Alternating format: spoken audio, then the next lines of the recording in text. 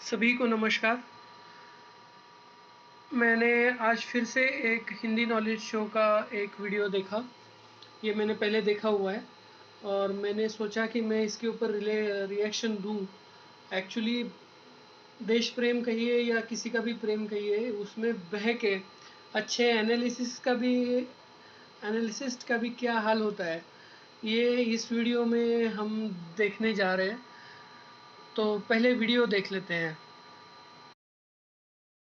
नमस्कार दोस्तों, स्वागत है आपका हिंदी नॉलेज शो में। तो दोस्तों, ज्यादा समय पुरानी बात नहीं है, मात्र 4 साल पहले तक राफेल लड़ाकू विमान का किसी देश ने नाम भी नहीं सुना था। कारण कारण था इंटरनेशनल हथियार लॉबी। दरअसल दुनिया भर में जितने भी लड़ाकू विमान बिकते हैं, या तो वो अमेरिकी होते हैं या फिर रूसी होते हैं, या फिर तीसरा स्थान अगर किसी को मिलता है तो वो होता है यूरोपियन यूनियन का बनाया हुआ यूरोफाइटर टाइफून, और इसे भी स्पेशली बैकिंग मिलती है जर्मनी की। इस वजह से इन तीनों पक्षों के बीच में फ्रांस का राफेल काफी दबकर रह गया था, क्योंकि फ्रांस की जो इंटरनेशनल लॉबी है ना, वो भी बहुत ज्यादा कमजोर है, इनका नेटवर्क बहुत ही ज्यादा वीक है। तो इसी वजह से बहुत बेहतरीन होने के बावजूद भी दुनिया इसके बारे में जानती नहीं थी। लेकिन अब से कुछ साल पहले भारत ने लड़ाकू विमान खरीदने का टेंडर निकाला। इस टेंडर में सभी देशों ने पार्टिसिपेट किया। इसमें अमेरिका था, रूस था, इसके अलावा यूरोपियन यूनियन का यूरोफाइटर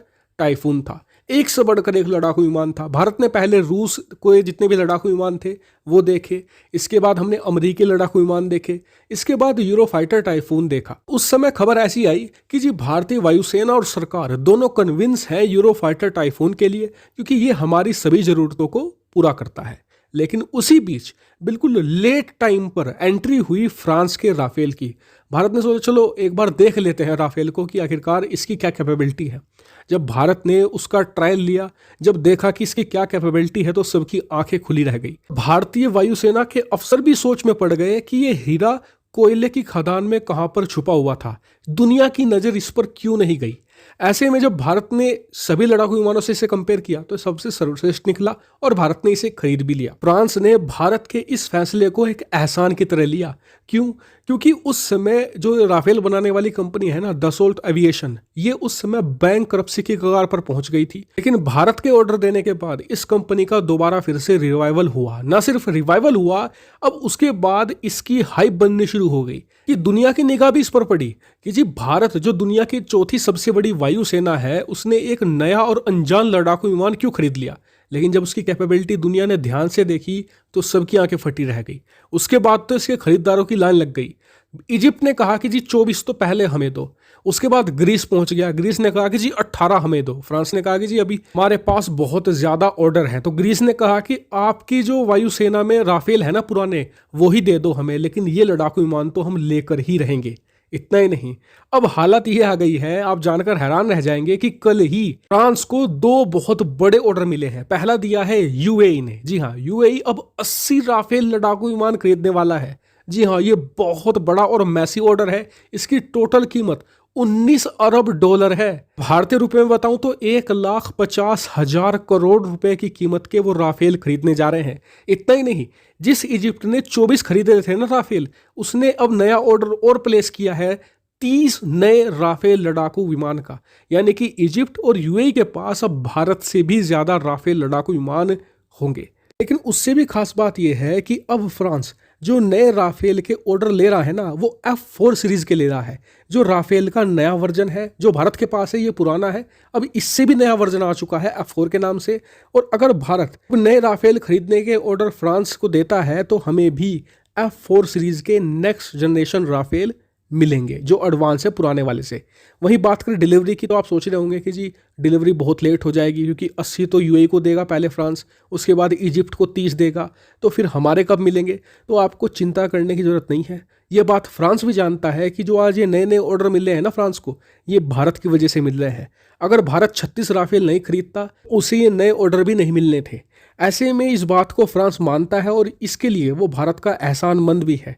और इसलिए कहा जा रहा है कि अगर भारत अब भी ऑर्डर देता है ना फ्रांस को नए राफेल के लिए, तो भारत को वो पहले डिलीवरी देगा, यूएई से भी पहले डिलीवरी देगा। हालांकि इस पूरे मामले पर आपका क्या सोचना है, कमेंट करके जरूर बताएगा। साथ ही वीडियो को शेयर कीजिएगा और चैनल को सब्सक्राइब करना बिल्कुल मत भूलिएगा। तो भाई साहब का वीडियो हो गया है खत्म। तो मैंने ढूंढा कि राफेल हमारे पहले किसी कंट्री ने लिया है, तो फाइनेंशियल एक्सप्रेस में ये लिखा हुआ मिला मुझे कि भारत पहला देश नहीं है जिसने फ्रांस से राफेल खरीदा है। इसके पहले भी कुछ देश इसकी डील कर चुके हैं। तो उसमें सबसे पहला जो नाम आया वो है इजिप्ट। फ्रांस से राफेल खरीदने वाला पहला देश इजिप्ट है। उसके बाद कतर। इसकी डेट भी दी है उन्होंने, 2014 में ये किया है उन्होंने, पहले बार राफेल खरीदा। फिर 2015 में कतर ने खरीदा, और उसके बाद हमने खरीदा 2019 में जाकर। तो ऐसा नहीं है कि हम पहले बायर है, और उन्होंने भी नहीं कहा कि हम पहले बायर हैं। उनके यहाँ उस राफेल की कंडीशन ख़राब हो सकती है, फाइनेंशियल, वो होता है कई बार, लेकिन हम पहले खरीदार नहीं है इसके राफेल के। दूसरी बात, उन्होंने जो प्यार में कहा, भारत के प्यार में कहा या बीजेपी के प्यार में कहा, किसके प्यार में कहा मुझे नहीं पता, लेकिन उन्होंने कहा कि वो सबको छोड़ के हमें, यानी उनके पास जो 100 या जो भी है संख्या में उनको ऑर्डर्स मिले हैं, उनको छोड़ के हमें सारे ऑर्डर देंगे, सब पहले हमें लड़ाकू विमान देंगे। ऐसा होगा ऐसा मुझे नहीं लगता है। और उन्होंने ही कहा था कि मुझे आप बताएं, इसके ऊपर आपके विचार रखे, तो मैंने रखे कि मुझे नहीं लगता ये आपका प्यार बोल रहा है, किसके प्रति ये नहीं पता मुझे, लेकिन मुझे ऐसा लगता है कि ये आपका प्यार बोल रहा है कि भारत को ही मिलेंगे, भारत को राफेल पहले देगा लड़ाकू विमान। तो ऐसा नहीं होगा। वो मेरे ख्याल से उनके ऑर्डर के जैसे जैसे उनके पहले ऑर्डर ख़त्म होंगे उसके बाद ही सीक्वेंस से ही हमें मिलेगा। Anyways, thank you very much.